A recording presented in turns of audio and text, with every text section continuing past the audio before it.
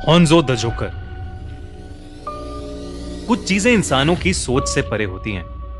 जो बातें शायद सुनने में अनबिलीवेबल या झूठी लगें, उनका सच होना उतना ही मुमकिन होता है जितना एक सूखे पत्थर पर पौधे का उगना।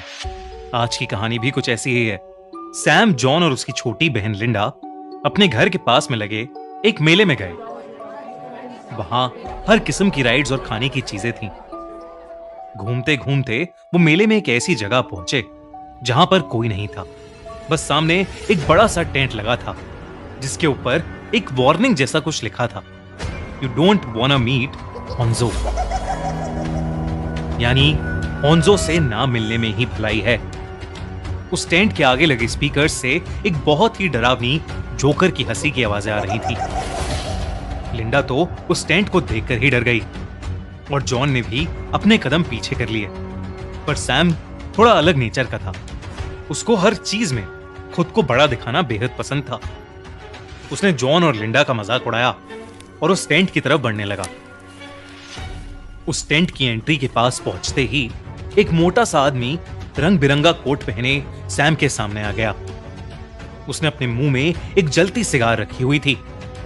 उसने सैम को देखते ही मुस्कुराते हुए कहा, सही दरवाजा चुनोगे तो तुम आजाद हो, पर अगर गलत चुनोगे तो तुम्हें हॉन्जो मिलेगा।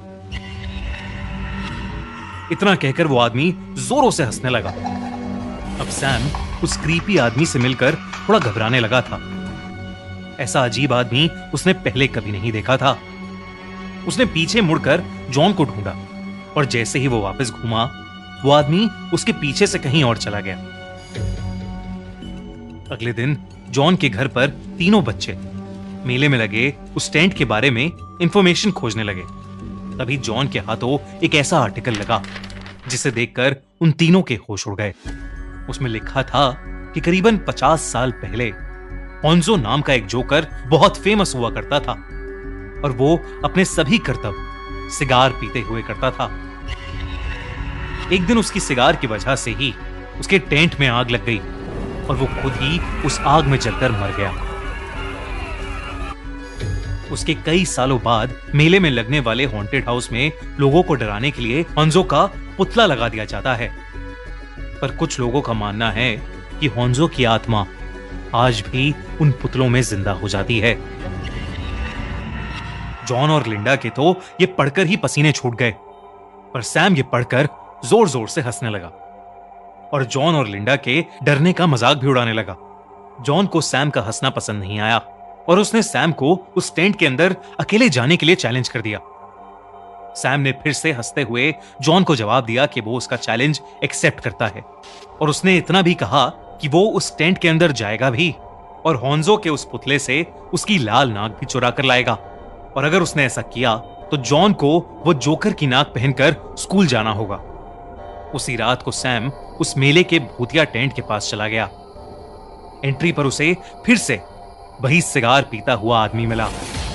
टिकट खरीदकर सैम उस टेंट के अंदर चला गया। उस टेंट के अंदर एकदम अंधेरा था। पहले सैम को बहुत से अजीबोगरीब शीशे दिखे और तरह तरह के डरा देने वाले पुतले भी। पर सैम कमजोर दिल का नहीं था। वो हंसता खेलता बस आगे बढ़ता चला जा रहा था। आगे चलते चलते सैम एक बंद कमरे में पहुंच गया। उसने एक दीवार पर पीठ लगाई और आगे जाने का रास्ता खोजने लगा। लेकिन तभी उसके पीछे की दीवार एक दरवाजे की तरह खुल गई और सैम उसके अंदर चला गया।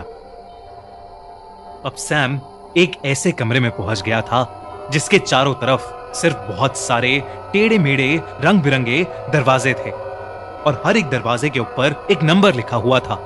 इससे पहले सैम कुछ समझ पाता, कमरे में लगे स्पीकर से एक आवाज आई, सही दरवाजा चुनोगे तो तुम आजाद हो, पर अगर गलत चुनोगे तो तुम्हें हॉन्जो मिलेगा। सैम 3 नंबर दरवाजे के पास गया और उसने जैसे ही उसे खोला वो रास्ता बंद था और वहां कुछ भी नहीं था। पर बहुत देर सोचने के बाद उसने 7 नंबर का दरवाजा खोला और वो खुश हो गया क्योंकि वही दरवाजा बाहर के रास्ते का था। सैम वहां से निकलना चाहता था पर उसे जॉन से लगाई अपनी शर्त पूरी करनी थी, तो वो उस दरवाजे को ढूंढने लगा जहां हॉन्जो का पुतला था जैसे ही उसने 5 नंबर का दरवाजा खोला, अंदर से एक बहुत ही डरावना आदमी उसके सामने आ गया। लेकिन जब सैम ने ध्यान से देखा तो वो कोई आदमी नहीं, बल्कि सिगार पीता हुआ मोटा सा एक जोकर का पुतला उसके सामने था। कुछ सेकंड्स के लिए सैम की सांसें ही रुक गईं, पर उसने खुद को समझाया कि वो सिर्फ एक पुतला है, और उसने उस पुतले से उसकी लाल नाक उतार ली और उस लाल नाक को लेकर हंसता हुआ उस कमरे से बाहर चला गया। सैम उसी शाम जोकर की उस लाल नाक को लेकर जॉन के घर चला गया और उसे पहनाकर उस पर हंसने लगा। जॉन ने गुस्से में आकर उस लाल नाक को दूर फेंक दिया और अपने घर के अंदर चला गया।